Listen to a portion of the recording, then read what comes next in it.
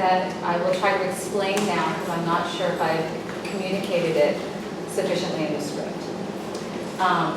Henry's brother John dies in January of 1842, right? I think January 11th, 1842. January 11th, 1842. He cuts his thumb, however, on New Year's Day, right?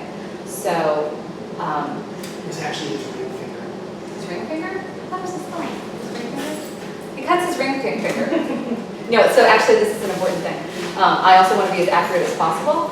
You will notice that I have published also a bibliography in the back of the play.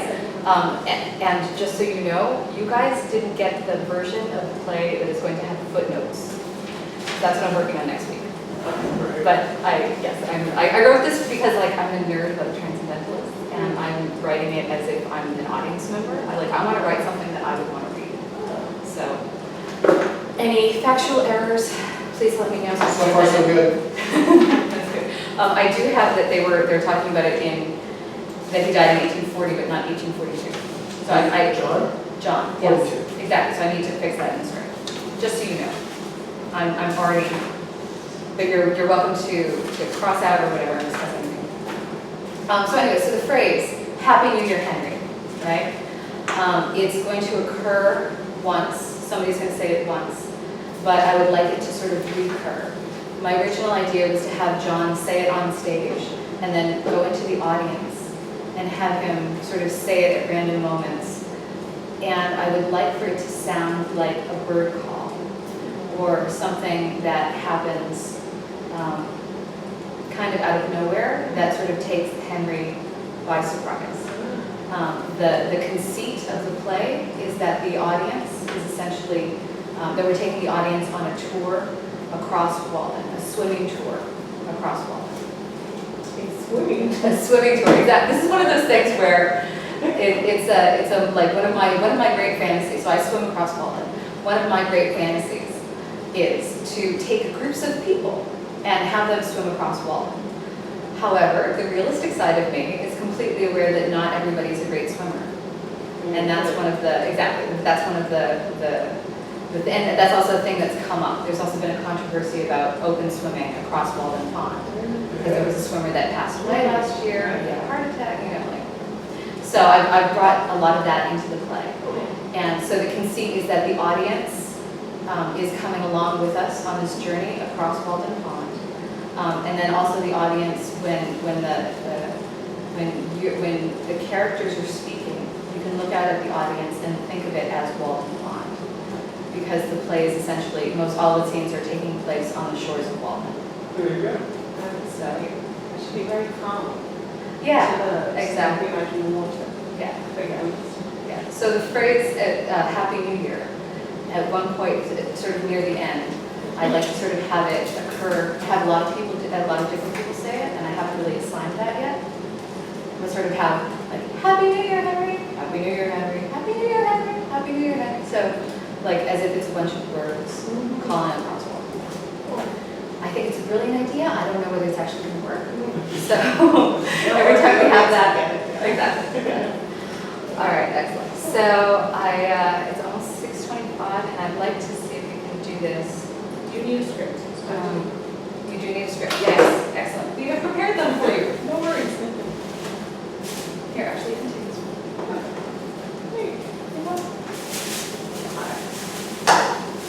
Thank you very much for pointing that out. Does anybody else need anything before we start? So we're just going to try and get right through without asking questions. If you have a question, just remind me. Yeah, exactly. So if you guys want to note it on. Just make a mark. Yeah, exactly. Yeah, because I do want to answer all your questions. I do want to address So them. when you say reading of the Concord Comedy, is there a pre-existing play called the Concord Concord Comedy. Comedy? No, I was trying to figure out publicity, and in terms of, like what is a good tagline for the play. I wanted to indicate that some parts of it are funny and that it's okay to laugh. Yeah. And so like when you try to write something funny, sometimes it works and sometimes it doesn't. Exactly. Yeah. So we shall find out. Exactly. All right. All right. So again, I will be reading all the parts of the people who are not here. And that means I'll be reading the tour guide, Fuller, Nat, Hunt, and any miscellaneous voices. So, just one more. Yeah, no. I recognize all the other character names except for Hunt. Hunt, Martha Hunt. She's a school No. teacher. Exactly, yeah, so she's a very obscure character. She's a school teacher who drowned herself, actually on Hawthorne's first anniversary. Okay. After he had been here, so he actually went out on Pond Lily, which was a boat that he had bought from Henry. And there's a description of finding a corpse in a river I'm going to forget the name of it now, in one of his novels. Yeah. One of his obscure novels. Yeah. Yes. Yeah. That. I was thinking there were, So, and I'm also I've mocked up some programs which I can show you guys. There is going to be a sort of a cheat sheet of characters. So it sort of says who's who, their timeline, things like that. So, let's see, you're going to be Henry. He's going to, yes, she's going to be Ellen and Ellen. And then I'm going to poke at you and say, well, and you're going to be Queenie. I'm Queen, and then Christy is the tour guide. And then Natasha may be the tour guide, or it might be me, actually. I might be reading the part of the tour guide. Yeah. Yeah, no, Yeah, great. All right.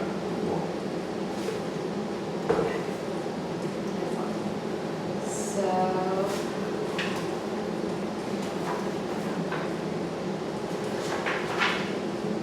right, so we're going to start page 1, scene a friendly rivalry. We'll start with Henry's line. yes. Now, each time we talk, we won't do it here, but when we're actually on stage, we'll stand up when we talk. Yes, you'll be standing pretty much center, Okay. and then I can go through any specific blocking. I don't know if you guys know about the Masonic Temple, if you've ever been in that space. It's a long, maybe square. And it's a square room that has fixed pews on either side. There's going to be a bunch of folding chairs in the center, and there's going to be a center aisle. And where the area of the, not the podium, or the altar, I don't know what they call it. I don't know what the Masons call it. Yeah, so there are 5 stairs, and there's somewhat of a raised It's like a little stage. a tiny little stage. But there's a chair on it and stuff, so I actually imagine we're going to be doing this right in front of those steps. But also if you want to, Richard, if you want to sort of relax into it and imagine that that is the shore of Walden Pond, if you ever want to sit down on the steps, because I think that you might sit there rather than have a chair, because you're in most of the seats. So in between. Cool. But yeah, I'm trying to make the staging and the blocking as simple as possible, and we can actually run through it tomorrow night in terms of blocking. So we're going to stand when we speak and then sit down as soon as we Yeah. finish speaking. Yes, but also you might, if you could stand and sort of come center, especially if you're having a scene with somebody. Right. And I'll tell everybody exactly where to stand. Yeah. All right. Oh, All right. Excellent. Shall we begin? Yeah. So it's almost 6:30. Yes. Whenever you're ready. Before the formal part of the evening starts, I just want to welcome everyone here to the 73rd annual gathering of the Thoreau Society.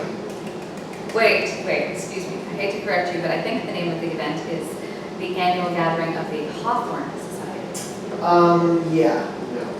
These lovely people are here in the audience. These lovely people here in the audience have been gathering together for the past 73 years. For me. I don't think it's a coincidence that today, July 9th, happens to be the anniversary of my wedding. These highly intelligent people have obviously come for my anniversary party. How brilliant of them. My birthday is coming up on Saturday. These people are here for me. I don't know if you've noticed, Henry, but it was my birthday a few days ago. It happens to be a national holiday. Sorry, perhaps you've heard of it. The 4th of July. I somehow don't think those two things are connected.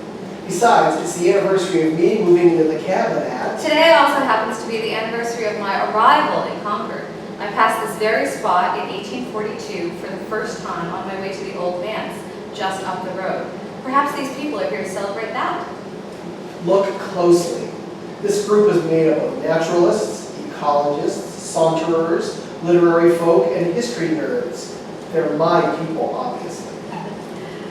Never was a poor little country village infested with such a variety of queer, strangely dressed, oddly behaved mortals. Greetings, swimmers! Welcome, welcome, welcome to our private tour of Walden Pond. I know this is probably the first time you have actually set foot inside the pond itself. I wanted to make sure to offer the swimming tour across Walden Pond before it becomes completely illegal. But you all look like a brave crowd, so I'll leave it up to you to decide to come or not. But before we wade in, just remember, swimming is like life. If you can't handle it and you slip beneath the surface, nobody can save you. Everything depends on your own strength. But chance does play a role. It's up to you to save yourself. Where I lived and what I lived for. I went to the woods because I wished to live. It's about 850 yards at its longest, all the way to Ice Fork Cove. And there, at the widest behind the point where Henry's Cove is, it gets to be about 550 yards. We'll never be further than 200 yards from shore. Margaret Fuller was only 200 yards from shore in a sinking boat during a storm. We should be able to survive. We're heading to his cabin, over there on the far shore. We can talk and philosophize along the way. Who knows why Henry came to live in this cabin? I came to the woods to... For 2 years, 2 months, and 2 days. Honestly, we never really know what was going through his mind. I came to the woods to live the life. Because all we have left are his words. But what did he not leave for us? What was he thinking beyond what he left in his writings? I always wonder about the conversations and the thoughts that were too messy to put down on paper. Our thoughts are the epics of our lives. All else is but a journal of the winds that blew while we were here. To live deliberately. I love these shores in Walden. Bronson Alcott doesn't believe in owning land. But I wanted to buy some before the woodcutters got it all. It was nearly too late. The change in the past few years is striking enough. Even in Henry's lifetime, already too late. Waldo, where should I put the wood I've been chopping? Bring it to our little house, the bush. Thanks for your help, Henry. It's useful to have a man around the house. Queenie especially appreciates it. Waldo, have you seen these new fences they've been putting up in Concord? They do nothing but block my way. I won't be confined to a narrow strip of land, a ribbon of highway. There's been quite a bit of controversy lately. They're trying to figure out a way to regulate open water swimming at Walden. But there are a lot of swimmers who, regardless of what they do, are not going to stop swimming and will keep swimming whenever they want to, and they can't stop us. They're beginning to put buoys in the water. Land ownership by individuals is the best thing we've hit on so far. Fences, rules, regulations. They are inevitable signs of civilization. Do you have a better idea? The land is for everyone to share. This land was made for you and me. Now, Henry. You are getting a little ahead of yourself. Why don't you put those rebellious sentiments into poetry? Or better yet, a song?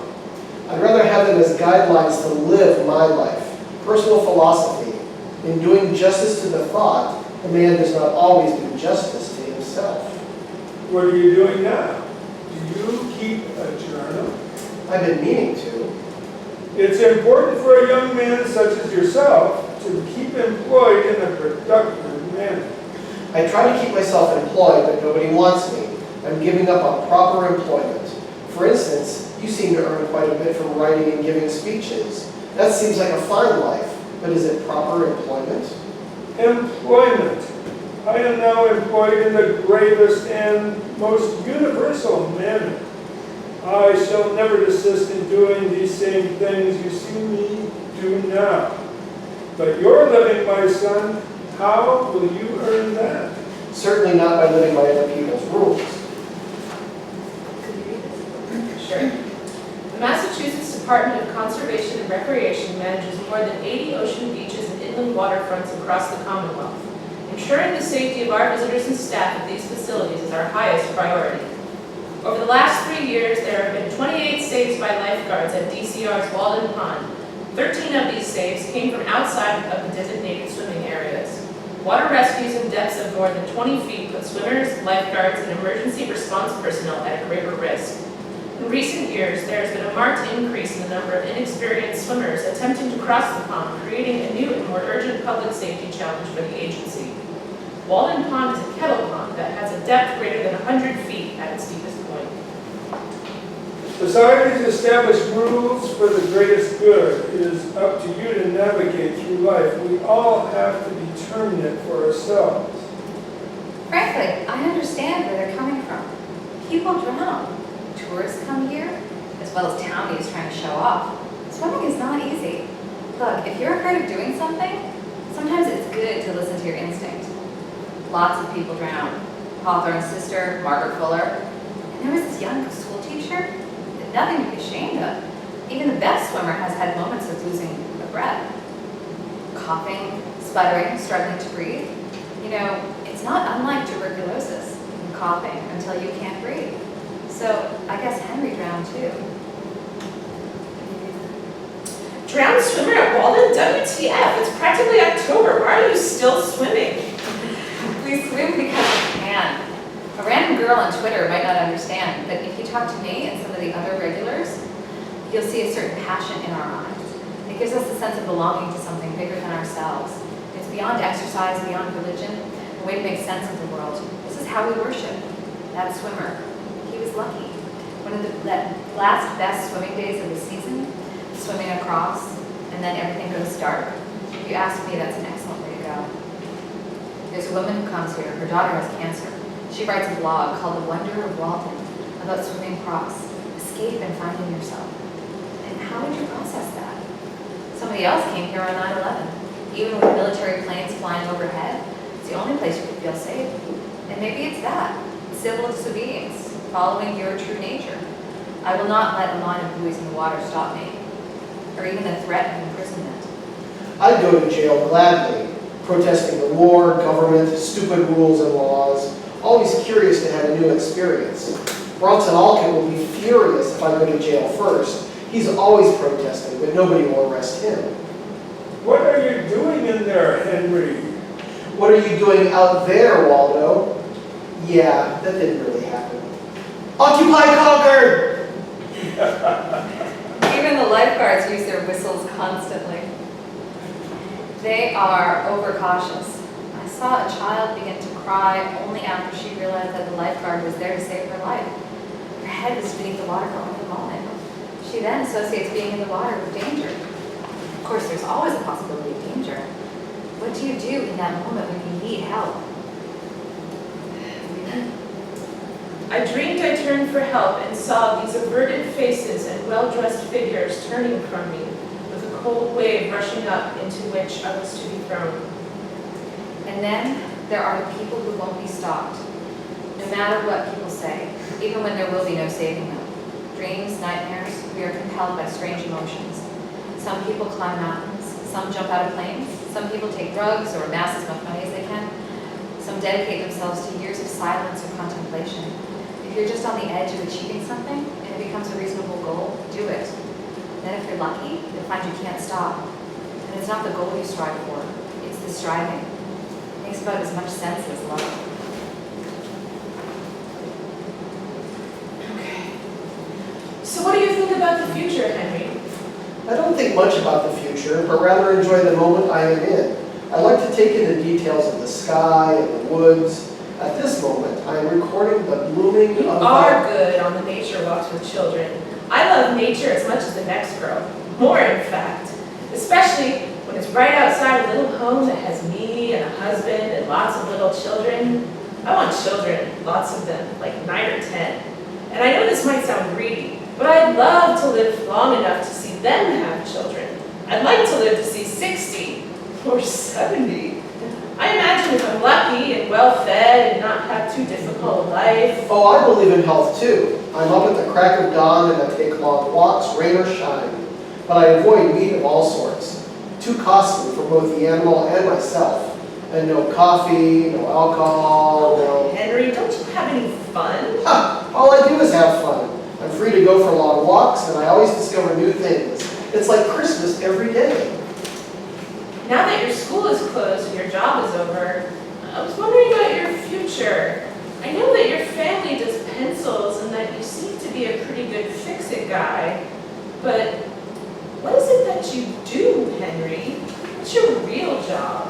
The fact is, Alan, I am a mystic, a transcendentalist, and a natural philosopher to boot. Yeah, I was afraid you'd say that. My father warned me. I can tell your father doesn't like me, so I gave him a book. That should soften him up. Really? What book? The poetry of Jones Very. Good God, no. What? That crazy guy? He's not crazy. He just has some delusions of grandeur. He was my tutor at Harvard. He's a nice guy and a brilliant poet. He tells people that he's the second coming of Christ. He believes he is Jesus. Well, nobody's perfect. My father thought transcendentalism was bad. Now he thinks you're crazy. Very, very crazy. Oh, Henry, you're trying. You're really trying. My turtle dove. I've never found a companion that was so companionable as solitude. Me? I grew up a few towns over. My father worked in West Concord at a tech firm, early technology. The computers were huge, as big as the room. He took me to the De Cordova Museum, where I had classes in clay and sculpture. Over by Flint's Pond, he had a garden, and he taught me to love looking at the earth. He died when I was young. It was sudden. Happy New Year, Henry. Such a simple thing. My brother cut himself on his finger, struck his blade, New Year's Day, 1842. We didn't realize it was bad until we took the bandages off a few days later. Lovejoy took his brother John in 10 days, and poor Henry had the same symptoms, plus the terror of grief, with no relief of death in sight. I have never seen Henry so sick. We have never seen Henry so sick, Waldo, my husband, and I love Henry, like a mother, and so I pray like a mother. Prayers of a mother are the most powerful thing. Comfort my Henry. Take him out of his body. Let him see the world.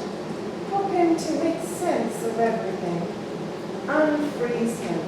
Unclench him. Let him saunter and see every flower, every blade of grass. Take anything from me and give him back the gift of life. And whomever it is that answers prayers made a devil's bargain with me. My wish was granted. Just as Henry began to unfreeze, my little one, my little Waldo, was set ablaze. Scarlet fever. It took him quickly. He was 5. Daguerreotypes are rare and fun things. For some reason, they make all of the subjects look ghostly. John had taken my little Waldo for a sitting. We have a picture of 2 ghosts. Now my little son is more real to me than anyone alive. You might think I'd be mad at Henry, whatever superstitious logic that lies behind prayer. But no, if anything, I love him more. And I expect great things from my Henry. He must live enough for 2 people, or 3. He has 3 times the responsibility to live and see this world. There was a great radio station in the late 90s, out of Danville Square, West Concord. The building had huge windows. It was an old factory, which Waldo and Nat passed by on their first full walk together. They write about it in their notebooks. 20 miles, but they barely spoke. You're listening to Walden 1120, the only commercial folk and acoustic station in America, and thus the world. Walden 1120, WADN, Concord. To our right is Red Cross Beach. I learned to swim there. Beware the rocky shore. And off to our far left is Emerson's Cliff. He used to be able to see Thoreau's cabin, but now the trees have grown back. And if Waldo were there today, he'd be lost in the woods. Waldo and Hawthorne both lost their fathers when they were young. I think you spend the rest of your life trying to seek out wisdom, listening harder for it. Sometimes it makes you more skeptical of anyone else who calls themselves wise. I've asked Emerson, and he's putting a good word in for me here and there. Maybe if you could do something too. No, Henry, of course. Here, I'll write a letter of recommendation and make a case for you. There is a gentleman in this town by the name of Thoreau, graduate of Cambridge, a fine scholar, especially in Old English literature, but withal wild, irregular, Indian-like. Nat? He writes, and sometimes very well indeed. Nat? I need to be honest, Henry. Matt, how should I put this? He is somewhat tinctured with transcendentalism. Tinctured? Yes, tinctured. Tinctured with transcendentalism. Tinctured with transcendentalism. That sounds good. No, it doesn't. Really. Thanks for your help. But perhaps I should... And your poetry. He seems to be careless and imperfect, but as true as bird notes. I appreciate bird notes, but careless and imperfect? Waldo, if I'm going to keep being the editor, I need the salary you promised. What? The $200 annual salary? Oh. You have everyone else and not me. For work? Because I'm a woman? Or is it because I'm your friend? I cannot give you what I do for work. I need my salary, which you promised. Well, then, perhaps we don't need you after all. Are you there, Henry? It's me, Margaret. Yes. Did you follow me? I wanted to see where you were going. You're one of the best walkers in town. You're the best walker in town. People say that if I followed you, I would soon know the paths of all the animals better than the human ones. That's true. I like to think that I marched to oh, never mind. I am born along the stream of life. I'm glad we have a full moon tonight to see Walden. It's so calm, like a giant mirror to the heavens. I can even see the stars. One of the secrets of swimming is that when you are in over your head, it doesn't matter how deep you are. The only thing that matters is to keep your head above water. Secret of life, too. Beneath me is a space as large as Grand Central Station, and as different from it as possible. Gropius House. Walter Gropius, he designed the Pan Am building above Grand Central, where masses of men, quiet desperation, blah, blah, blah. I'd rather be here any day. The sky above is so vast. A lake is the landscape's most beautiful and expressive feature. It is Earth's eye. Looking into which the beholder measures the depth of his own nature. The fluviatile trees next to shore are the slender eyelashes which fringe it, and the wooded hills and cliffs around are its overhanging brows. Happy New Year, Henry! Happy New Year. It is calm during the day as well, mysterious. It brings me focus. I had a dream the other night. Again, I was in my own small pleasure boat, learning to sail on the sea, and I raised my sail before my anchor, which I dragged far into the sea. I saw the buttons which had come off the coats of drowned men. Do you believe in premonitions, Henry? Yes. Maybe that means you'll be traveling. What are your plans for the future, Henry? So many people have been asking me that, or telling me what I should be or do. I make money doing some carpentry here and there, I do some surveying, and there's always the pencil business. What would you like to be, Henry? I'd like to be a teacher, but nobody will have me, especially when I tell them I refuse to beat the children. I'd like to be a writer, but all I get are rejections. I should certainly prefer to suffer and die rather than be at the pains to get a living by the modes men propose. Gandhi had a translation for civil disobedience. Satyad Graha. Words can be powerful things. They can change the world. I like what you're submitting to the dial, but you can go deeper. No, what I write is what I write. If you don't like it... As your editor, I'm telling you that I like it. And I'm telling you to dig deeper. You contain multitudes. You want to write about nature, about sauntering, about a blade of grass? Go ahead. Henry, you have books in you. It's just a matter of maturity, both for you and for your editors. I wish I could believe that were true. There are so many pompous men writing today. I should draw a red line for most of it. The way I hear you talk, there's something different. If you can get your passion for the water down on paper, you could wake some of these men up. All of them are going around in a daze. Yeah, I never met a man who was fully awake. You keep a journal yet, Henry? Sorry, Waldo got to me first. I do. He gives me a lot of advice, whether I want it or not. Trust yourself, then you'll know how to live. That sounds like advice I'd take. Yeah, I'd like to take credit. I translated it from Goethe. Stole it. That's the ultimate compliment, right? We all have influences. I have a feeling some guy will read my work and then claim it as his own. It's happened before. I just hope he doesn't steal this entire translation. Even if someone else claims your ideas, it is still your work out in the world. Lucky to have our words take on a life of their own. Imagine if words had that power. I'd want to keep people away for 500 years so this land can heal. The view from my cabin is of 9 stumps and a puny tree. This shore is beautiful, but it's missing the trees. My words won't win over money. You should write as if you can preserve the wildness in nature. Imagine if by writing you can preserve all of this wildness, and in this wilderness is the preservation of the world. In wildness is the preservation of the world. I like that. Have you ever thought about travel? Where would I go? I'm planning a trip to see the Great Lakes. Cambridge and Boston are full of obligations.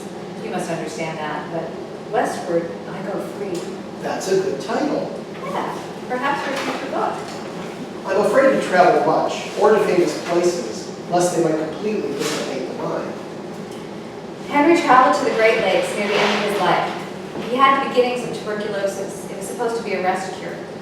Fuller had written a book about her travels there years before. I wonder if they ever discussed going there. Not me. I want to travel to the very western edge of America. Chicago. If you wait another 10 years, I'm certain that the men of influence will have claimed land all the way to the Pacific Ocean. And then I want to go to Europe finally. I was supposed to make my European tour 10 years ago. And then, Father died. And I have had no money since. My uncles sued our family. I'm fighting to keep us all fed, even today. If I were beautiful, I could marry to support them. But I am clever. And I am determined to lead a fascinating life. Come with me, Henry. I couldn't. I don't have any money, and I miss this. It's marvelous to know your patch of land, but what about the wider world? They have lakes in the west, Henry. Lakes as great as the oceans. As if standing on the shores, you can look far enough to the ends of the world. Here across Walden, you can maybe see to the farthest cove. But what if you could see Italy or India or China or Canada? You must have faith that another world exists beyond what you can see. It would be easier for you to travel with a man. Safer, easier in society. You're missing my point, Henry. If I wanted to be safe, if I wanted a strong man to guarantee my safety, I wouldn't be asking you. If you just want a man to travel with, I'm sure you can hire someone to escort you. I'm not the man you're looking for. Yes, you're a man. You can navigate certain waters that I can't. You can swim across this chasm. You can build a canoe. I am left to the mercy of the waves. I cannot swim or captain a ship. Maybe some women can. I do have limitations. So what is it? What are you afraid of? I have no fear of traveling alone. Indeed, I'm certain it's the only way I will get anywhere in this life. I have a premonition that the water will take me. It fascinates me. I want to see the Great Lakes and the oceans, but I look into the water and I see the sky. I see heaven. There is something in this life which stops me at